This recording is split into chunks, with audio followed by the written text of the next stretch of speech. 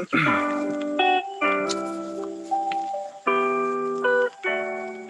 good morning, everybody. How we doing? This is Tavita Meni back at you again with the 25 Biblical Laws of Success, another live edition because the computer's still not fixed. But we're going to make it happen anyways, guys. Uh, we are now in chapter 13. Chapter 13 is the Law of Names. I was uh, really impacted by yesterday's chapter, the Law of Honesty, and talking about how important it is to really have integrity in our work, right? And the role that it plays, right? As an individual, as a worker, as a leader, how important it is to have integrity. And I love how it said that without integrity, nothing else, would matter. If you have integrity, intelligence, and energy, if you don't have those are the top three that you need to be a successful employer, a successful part of a business, a successful leader. But if you don't have integrity, the other two will kill you. But tying it into the next chapter, the Law of Names, chapter 13, how important it is to have a good standing, to have a good reputation. We're going to talk about branding today, which I'm a big fan of, and something that we're looking to push as we are continuing to work online, as we are continuing to reach out to folks throughout the nation in our business. A lot of people don't know who we are, and so branding is so important. Your name is so important, right? As your business is carried upon your shoulders, as you are as the face of your company, the face of your brand, the face of your organization, right? So the law of names, chapter 13, starts off with the book of Proverbs. The wisest man ever in history, King Solomon, says, "A good name is more desirable than great riches." Oh, that's huge, right? A great name, right? What represents you, right? Your name is more desirable than great riches, right? If you want the riches, you got to have a good name, right? A lot of people don't think about that at first, but reading it says, "Your name is your greatest professional asset. Therefore, the law of names is one of the most important spiritual laws for success in a professional career or in a company. There is always someone willing to compromise on principles and values in order to achieve success and material goods. But in our opinion, this exchange is not worth it. It is stated in Proverbs, as stated in Proverbs chapter 22, verse 1, which we read in the beginning of the chapter. Your name, in other words, is your credibility, it's your reputation, and it is your greatest asset. A professional's name is the most important reference point for his or her career. Your name may not signify dignity. Your name may or may not signify dignity, high added value, and positive differentials. All right, so we say this form. We say this from our own experience. William Douglas writes, because during our careers, we've observed those who sacrifice their values, their principles, honor, integrity, and honesty in exchange for a rapid rise in life and rise in life, and this pays a high price. So indeed, achieve success. So in sorry, some do indeed achieve significant results, but success is short-lived or comes at a unacceptable cost. Right? I highlighted this quote here. It says, "Time takes vengeance on matters that are done without its collaboration." So again, tying into yesterday's chapter, there are no shortcuts. Right? It says, "Time will reveal all things." And so when we're going to take those shortcuts, if we don't collaborate with time and have patience with what God has to do, has in store for you. If you try to rush it, it says that time will take vengeance on it. Right? This is quoted by Eduardo Couture, a Brazilian law scholar. The passage of time reveals the character of an individual's name and and the person bearing it. That's huge. The passage of time will reveal your character and your name, right? And the person bearing it, right? So time will reveal who you really are. All right, and all you have to do is wait. Abraham Lincoln famously said, "You can fool all people some of the time, and some of the people all the time, but you cannot fool all the people all the time." Adding on to that, the Bible says there is nothing concealed that will not be disclosed, or hidden that will not be made known, in Luke chapter 12, verse 2. So don't think you'll get far without meeting a requisite of a good name. Just make sure everything's looking good, guys. All right, we're in business. All right, Luke chapter 12, verse 2, and also says, don't think you'll go far without meeting the requisite of a good name, and don't think you'll achieve 100% success by hiding something you did in order to rise in the world. Meaning, if we do take shortcuts, those things will catch up to us. All right, time will tell. All right, and it's all going to affect how people will view you, as we learned in the first paragraph here, that it is your most important asset, your greatest professional asset is your name. When applied to corporations, the law of names becomes the law of branding. All right, so the concept studied by Edelson Romualdo Neves, the author of Qualidade no Atendimento, roughly translated as quality service. According to Neves, the law of branding refers to the process used to measure the consumer's perception of a product or a company. Right, so you are representation of a brand, and depending on what you do with your opportunities, the decisions that you make in a professional setting, people will view your product and your company based on your actions, right? And so, you move on from an individual level, right? In the law of names, and how your name bears your character, how your name, and your name will reveal something about you as well. But on a higher scale, now we're talking about branding. It says here in an article published in Instituto Getro, Neves explains that the science of branding uses concepts of marketing, administration, architecture, design, advertisement, anthropology, psychology, and sociology, and a number of other fields to structure a company's brand. There's a lot that goes behind this, right? For its clients, and it is a way of building and managing a brand using all the interaction points between the company and its clients. Jane Pevitt, a professor at Princeton University, for whom branding is ultimately the association process of a name and a reputation. These concepts can be easily applied to the people and the image presented to society. What if I had already made a mistake? In Proverbs chapter 28, verse 13, right? So this is something I think about because I do have a brand. It is the Big Money Meni page, right? And on Zoom, I'm known as Big Money Meni. And there are times where business is slow, right? And a lot of people will say, "Well, how are you Big Money Meni when you didn't really have that much production in this month? You having a slow month? Are you still considered Big Money Meni?" But that's my brand, right? Because it is a testament, it is a statement, a declaration of what I'm going to be doing, right? But what if I already made a mistake? Because sometimes I think about that. Some people look at me and say, "Oh, he doesn't always make money," and that's true. I don't always make money, right? And so, what if I've already made a mistake, or maybe I did, something in the past, and here I am trying to encourage people, because this right here, this is for you. This is for the people, because I want to share the nuggets that I received in business, share the information that I receive in my journey, so I can empower someone else, and help them think a little differently, because your thinking is everything. Right. And so my whole thing, my whole purpose of starting this podcast is to empower people, to encourage people to do something a little different. How many Samoans do you know that come on here and just read? And it's not the Bible, but it's biblical laws of success, but it's something different, right? Because I want to bring something to empower people, to help people out, to get their mind thinking of maybe there's something that I can do, a talent I can provide, a service that I can do, and just really, reach out to people. This is free, and I'm trying to open that up, but a lot of people will judge you based on your past.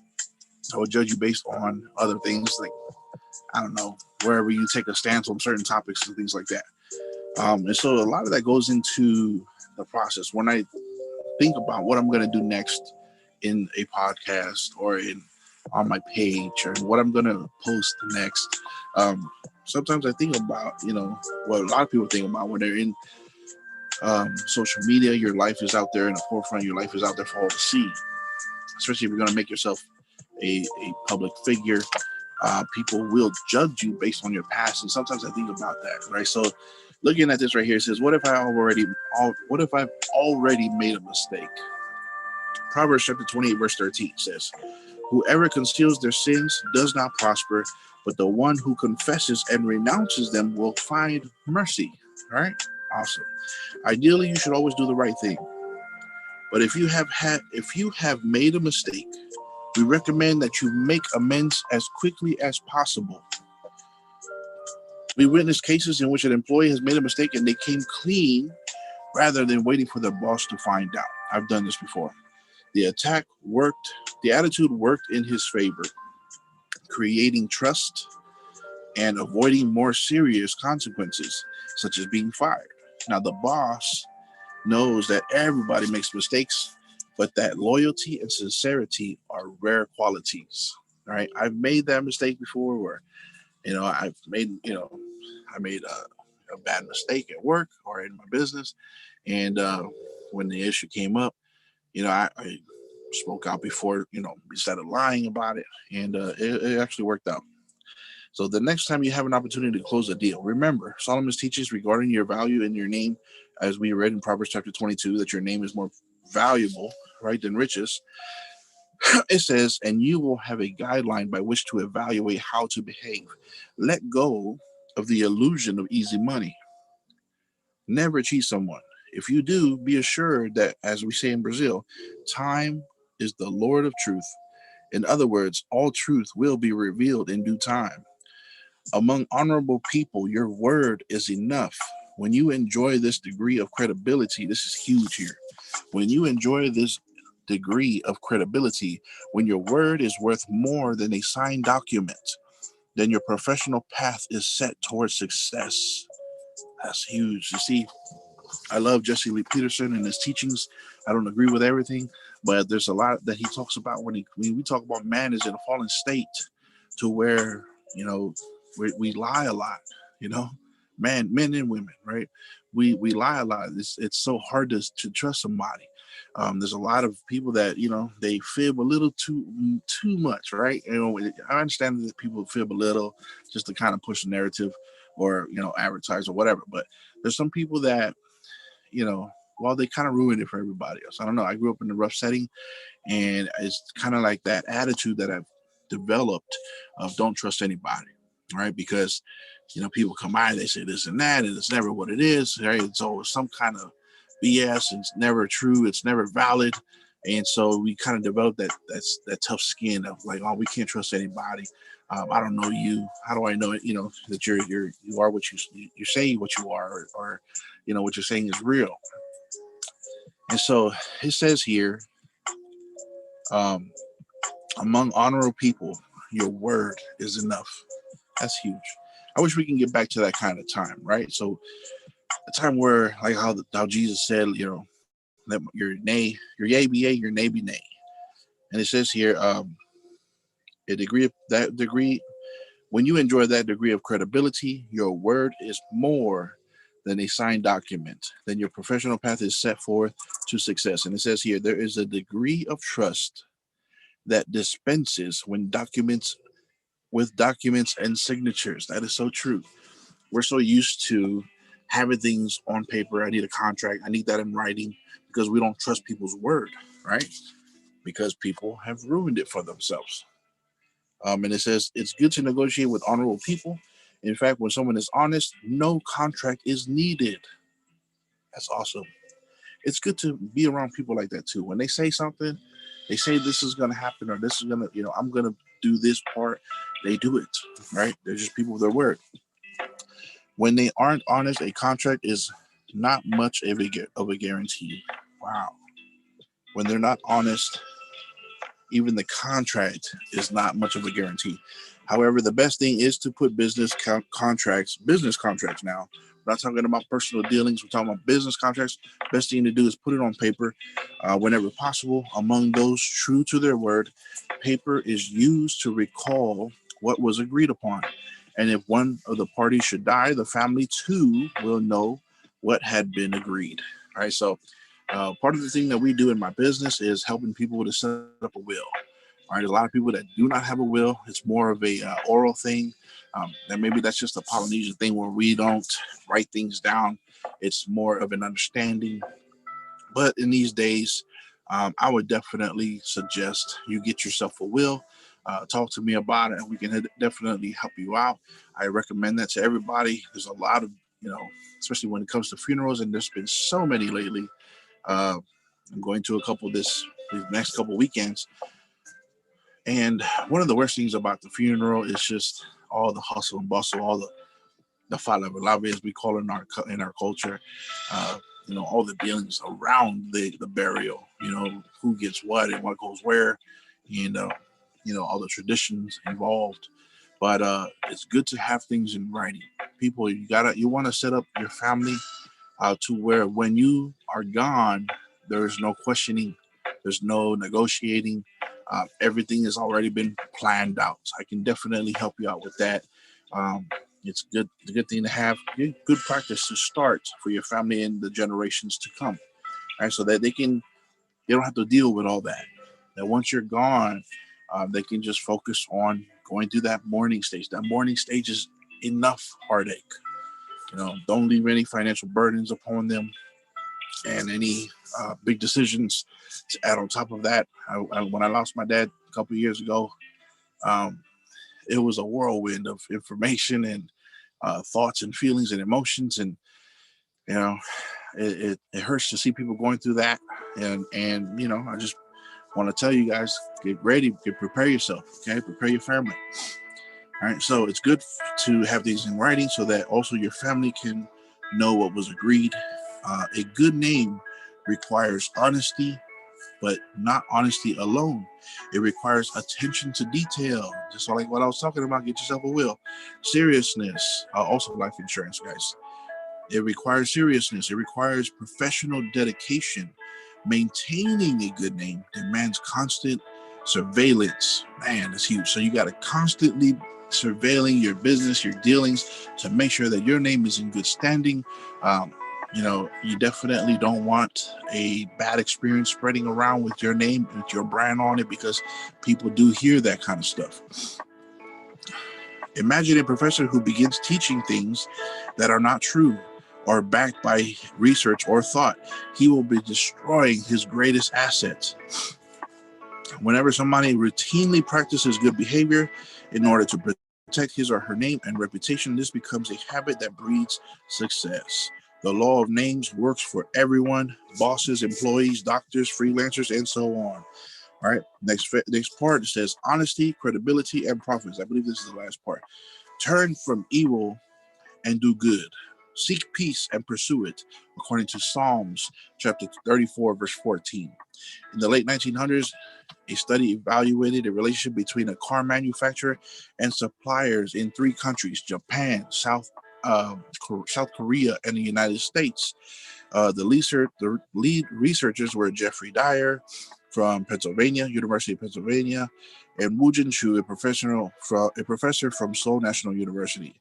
So these guys conducted a study to connect honesty, credibility, and profits. And I'll paraphrase here. It says they went over 453 negotiations regarding uh, transaction costs between negotiating, and the least trustworthy companies were the cost of negotiating with these least trustworthy companies were considerably higher than those that were most reliable. Time and money spent on negotiations and regulations with the least trustworthy companies were 5 times more expensive.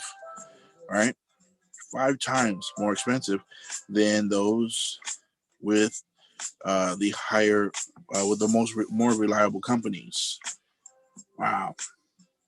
Time and money spent on the negotiations and regulations, and regulations is a big thing, were 5 times higher in these cases. With the most reliable companies, when it comes to dealing with the most reliable companies, information was shared and results improved. There was a willingness to go that extra mile. That's huge. All right. So it pays to be honest, it pays to be reliable. Right. And people will see the revenue, people will see the costs, people will appreciate that. It says Harvard universities also did a more direct relationship between trust and profits. Now, the first time I read this a couple years ago, I didn't really grasp how big that was. But when I read it today, uh, I see how it is. And we're going to finish off the chapter right here. It says that they monitored 6,500 employees. That's a big group. 6,500 employees from 76 hotels in the Holiday Inn chain.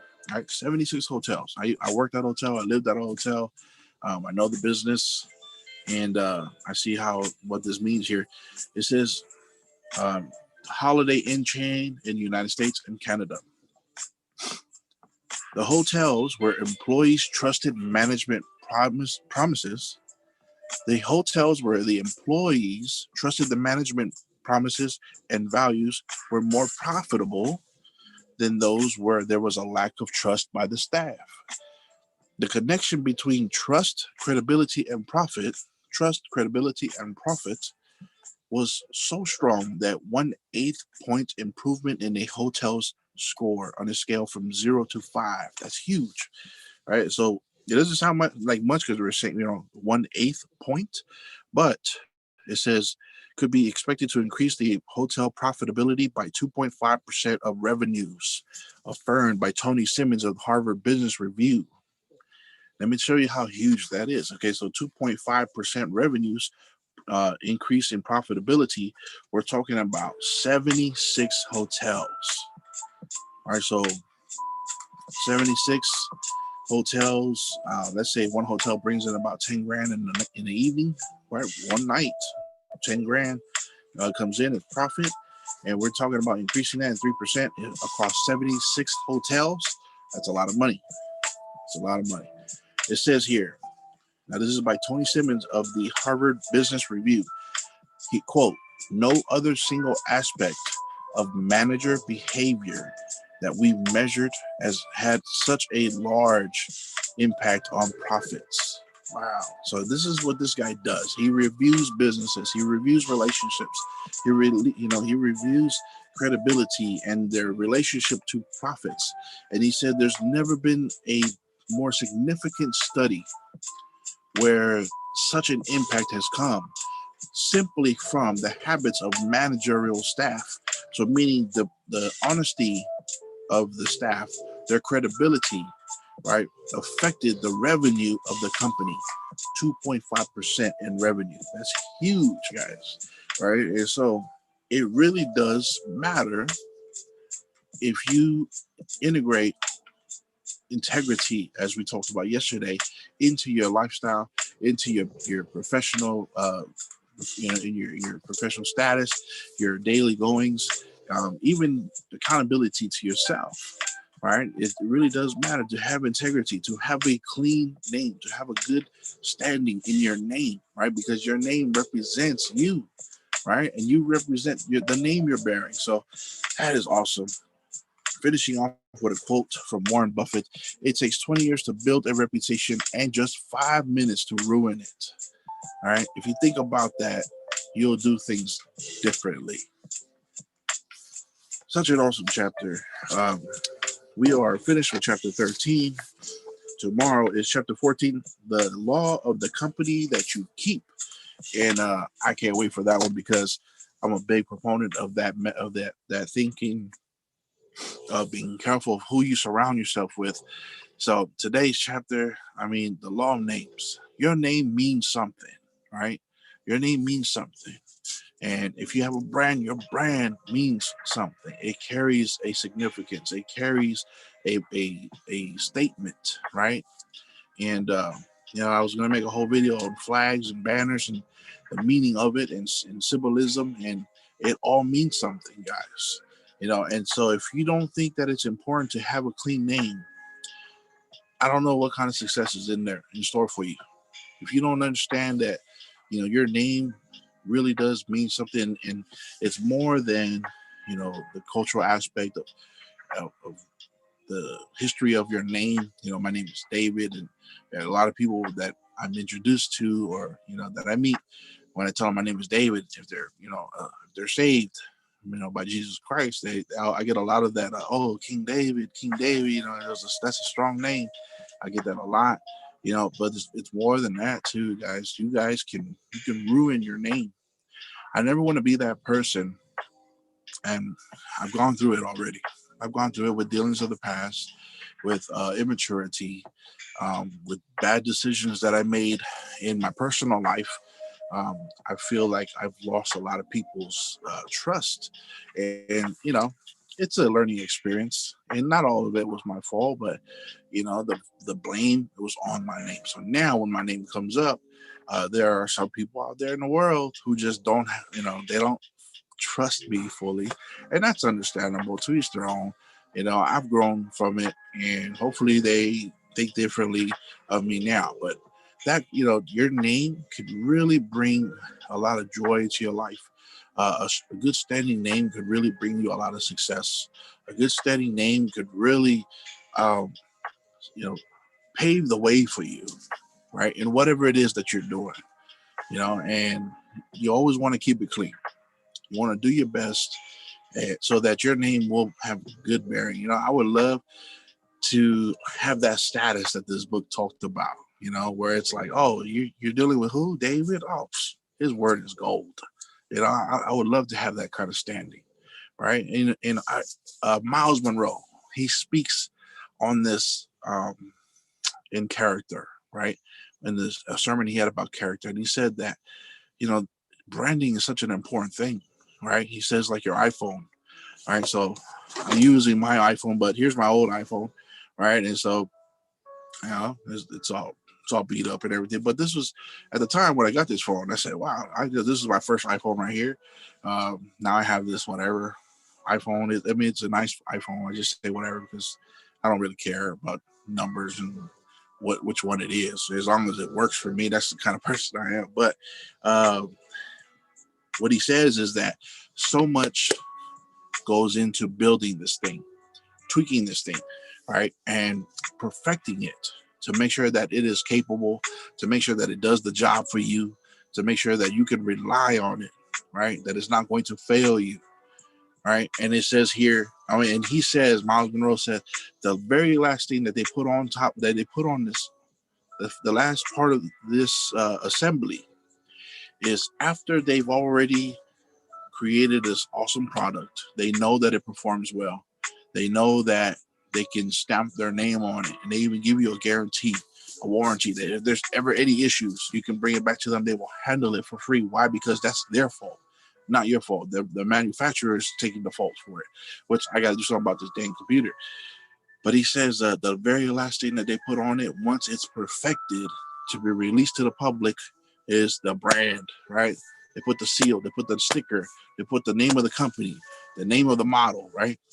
And so your name means a lot.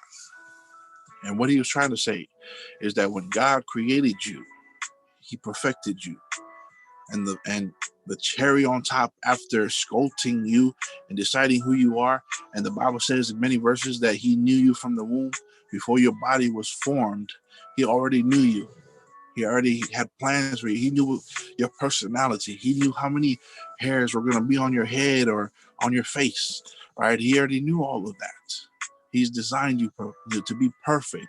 He's designed you to be, the perfectly who you are today. So what you are is pretty much what God designed to be, with a little extra flavor from the life experience that we have and the decisions that we make. But on top of that, God has branded you, given you a name. All right, through your parents, you've received a name, and you carry that name, your last name. You carry your family's name, which is a big thing in my culture. Right, you bear your last name. Chiefs, they carry on the names of their, you know, what's the word? The previous chiefs, right? Names get passed down. It's very important. Don't take it lightly, guys. And when he says here, think about this. If your reputation takes 20, what is it, 22 years to build? It takes 22, it takes 20 years to build a reputation and only 5 minutes to ruin it. And if you think about that often, you'll do things differently. Guys, it's such a blessing to be here. The name here is Big Money Many. It is to help you to succeed in every area of your life, and hopefully, it's impacting you in a major way. I'm blessed to be here with you guys and sharing this book with you all. I'm excited about what we're going to do after this book is done. Chapter 13 now done. We have uh, what, another 12 chapters to go, and then we're going to do a couple insight chapters after that. So may you be blessed. Treat your name well. Keep it clean, guys. Have integrity, honesty, and love you all. Men, let us be of our word. Let us be men of our word. If we're going to say something, we're not just, what's the term, wolfing. We're not BSing. We're not putting out a bunch of fluff. If we're going to do something, when we say something, let us be men of our word. God bless you all. Love you. Have